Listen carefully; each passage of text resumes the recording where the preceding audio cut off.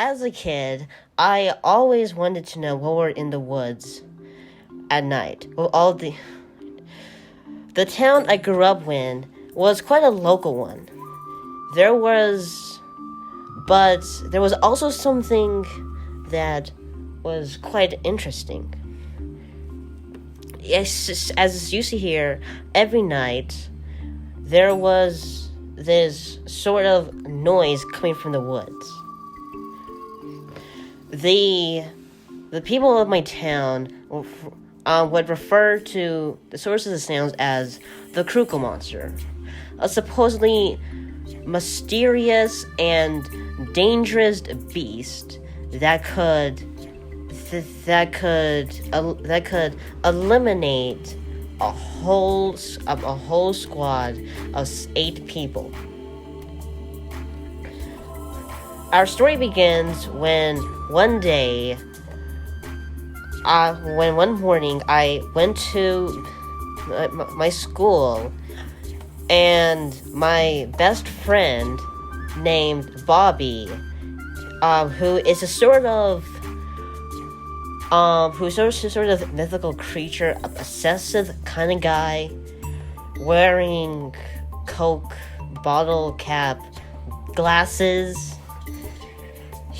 Well, he came to me and told me that tonight he was going to investigate the sounds and see if this so-called Kruko Monster really existed. Later at night, I couldn't stop thinking about what Bobby said. So, and as such, I could barely sleep. The next morning, when I went to school, I noticed Bobby wasn't there. In fact, he wasn't there for the next week or so. And one morning there was a assembly. The principal came up and said that Bobby had gone missing, and that if you know anything about it, to report it to the front office. Immediately knew what happened, and even though I knew I should just tell someone about what he said before he went missing, I decided not to because well, I felt like that I would get in trouble for keeping this up for about 2 weeks. So later at night, I decided to go into the woods at night. I packed a flashlight, some snacks, and a recording camera in my backpack. I then waited for my parents to fall asleep, and I snuck out the window and went into the woods.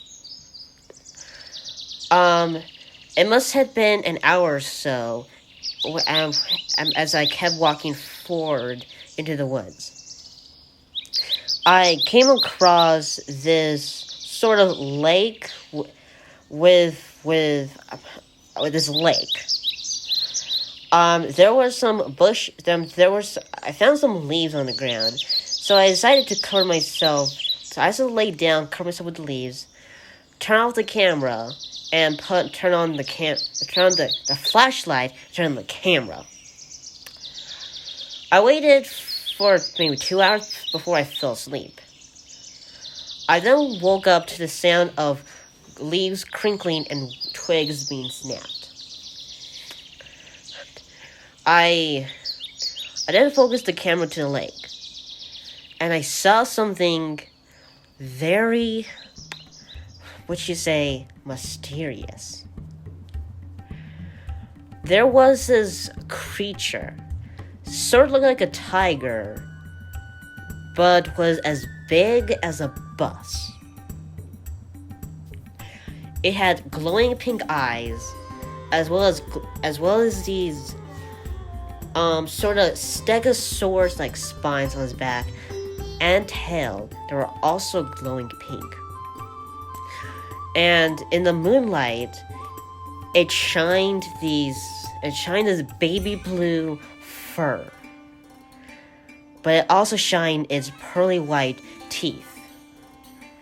Teeth that you could say were really terrifying. And then I noticed it then went over the lake, opened its mouth, and extended this sort of golden retriever-sized tongue. And I started licking up the lake. As I was doing so, I then noticed something stuck to its teeth. It was Bobby's glasses. Shocked, I must have accidentally stepped on a twig, because the creature immediately stopped licking the leg, and its eyes turned straight to me. I then got up and started running, and then it ran as well. It got so close that it actually scratched my ankle. And as I was laying on the ground with a badly scratched up ankle, I started screaming as it slowly crept towards me. As it got close to me, it then slammed its giant paws onto my chest and I blacked out. Next thing I knew, I was in the hospital. And my mom and dad were talking to the doctors outside. When they walked in, I asked them what happened. And they told me that a